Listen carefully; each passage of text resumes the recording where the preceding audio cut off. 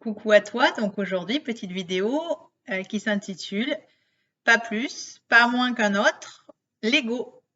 Lego, je parle pas des Lego comme les Playmobil là, qui s'emboîtent, enfin c'est pas exactement la même chose d'ailleurs. Je viens parler de Lego, j'en ai déjà parlé à plusieurs reprises parce que je vois souvent, voilà, dans les vidéos en fait, Lego montré du doigt, Lego rejeté. Donc c'est un peu le même principe que pour toutes nos autres parties, c'est-à-dire que nous sommes dotés, nous sommes un microcosme dans le macrocosme. Gandhi le disait lui-même, change en toi-même ce que tu veux voir changer dans le monde. Et en fait, à l'échelle du monde, c'est quand même un peu démesuré pour agir à l'échelle du monde. Et on va faire bouger les choses à partir de nous-mêmes, éventuellement, avec un minimum de conscience. Et donc par rapport à ça, donc ce microcosme que nous sommes est doté d'absolument tout. Nous avons absolument toutes les capacités en nous. C'est juste que nous allons nourrir certaines parties plus que d'autres. Nous allons arroser des graines plus que d'autres. Certains, dans les légendes amérindiennes, disent nous nourrissons davantage le loup blanc que le loup noir. Alors là-dessus, moi, je reste toujours un petit peu perplexe parce que comme l'ombre, comme la lumière, comme le noir, le négatif, le positif, j'ai du mal avec ces notions un peu manichéennes finalement, parce que nous n'avons jamais autant apprécié l'été que nous avons eu un vrai hiver, nous n'avons jamais autant apprécié à l'inverse l'hiver que nous avons eu un vrai été. Et en nous, c'est pareil, nous n'avons jamais autant rayonné notre paix qu'à la mesure où nous avons su accueillir et aimer nos vraies colères. En ça, qu'est-ce que ça veut dire? Que c'est finalement par l'amour, le fait d'embrasser les choses qui vont permettre finalement de toucher l'expansion de notre être. Quand on a conscience de cette plénitude, que l'un ne va pas sans l'autre, nous avons ces polarités en fait qui s'auto-nourrissent l'une l'autre. Donc si on en met une au placard, eh bien ça sera assez dysfonctionnant pour l'autre. C'est un peu comme une couturière qui voudrait coudre un bouton sans fil un petit peu. Donc voilà, par rapport à l'ego, revenir à nos moutons, donc l'ego qui est si montré du doigt, autant montré du doigt que ça ces derniers temps. Qu'est-ce que c'est réellement l'ego et que veut-il? Donc l'ego, nous en sommes tous dotés d'ego, comme nous sommes dotés d'un mental. Et nous avons besoin de cet ego et nous avons besoin de ce mental. Ce qu'il est important de nuancer là-dedans, c'est qu'effectivement, nous sommes dotés de toutes les parties, mais ce n'est pas l'une de nos parties qui va prendre le gouvernail de notre bateau. Ce n'est pas forcément un moussaillon qui va prendre le gouvernail de notre bateau, à moins que ce moussaillon soit plus averti que le capitaine pour le faire.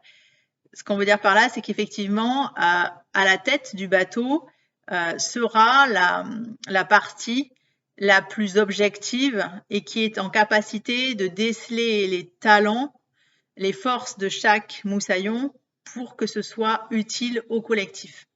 Et donc, nous sommes un peu ce collectif à l'intérieur de nous, il y a toutes ces parties-là, et c'est important d'aller aimer toutes nos parties et voir qu'est-ce qu'elles veulent nous dire. Si on les fait taire, elles viennent se coller au milieu de notre nez, comme par exemple un enfant qu'on voudrait mettre au coin pour qu'il soit plus sage. En général, c'est la révolution juste après derrière, ce qui est normal. Ce à quoi on résiste persiste et ce que l'on embrasse s'efface.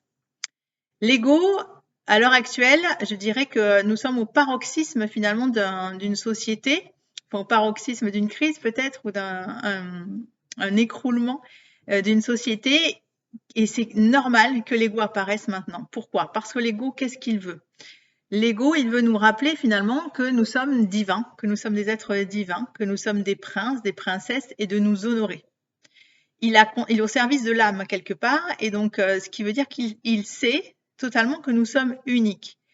Il veut que nous soyons reconnus pour notre unicité, que nous soyons reconnus en tant qu'être divin. Ça ne veut pas dire écraser l'autre. Il n'y a pas ça dans l'ego en fait au départ. Ça veut dire juste écoutez-moi, entendez-moi, j'existe. Comme être à part qui peut fonctionner dans un collectif. Donc jusque-là, qu'y a-t-il de plus honorable que tout ça?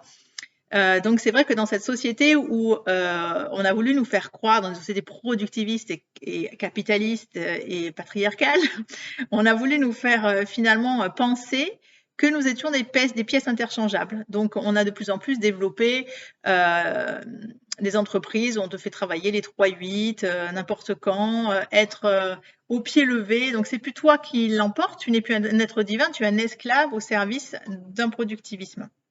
On nous a fait aussi comprendre que, bon, bah, t'es pas content, on va te remplacer par quelqu'un d'autre. Donc ça, mis bout à bout, c'est-à-dire de manière quotidienne finalement, eh bien, c'est un peu normal que l'ego vienne aujourd'hui faire son apparition avec autant de force, puisque rejeté, rejeté, rejeté, il vient hurler haut et fort, entendez-moi, je suis là.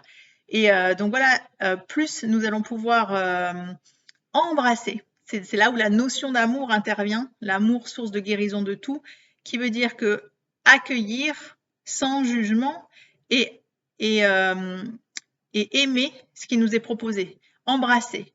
Donc quand l'ego vient se manifester, l'idée c'est de l'entendre, ok, qu'est-ce que tu veux me dire? Tu viens me dire finalement que je ne peux pas prétendre à faire rayonner la gloire sur cette terre à partir du moment où moi-même je ne suis pas glorieux. Qu'est-ce que ça veut dire glorieux dans son sens le plus noble? Ça veut dire que je suis un être divin et que je suis là pour rayonner ma divinité. Ça veut dire quoi un être divin? Bon, nous le sommes par essence.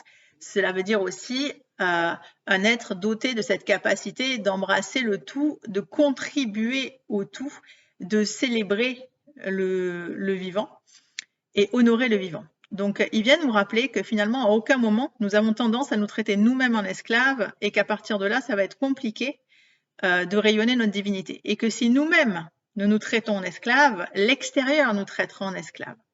Donc, il vient tout simplement faire cette piqûre de rappel, écoutez-moi dans mon unicité, écoutez qui je suis, entendez-moi, et laissez-moi ma chance de contribuer à ce tout dans ma différence. Voilà un petit peu mon topo sur l'ego. J'espère que c'était compréhensible pour chacun et je vous laisse cheminer avec ça. Donc l'ego, il n'a pas à prendre le gouvernail du bateau, mais il a à être entendu et soit l'être divin honore-toi et participe à ce grand tout en faisant rayonner la beauté et l'amour sur cette terre. À tout vite, au service de la plénitude en mouvement.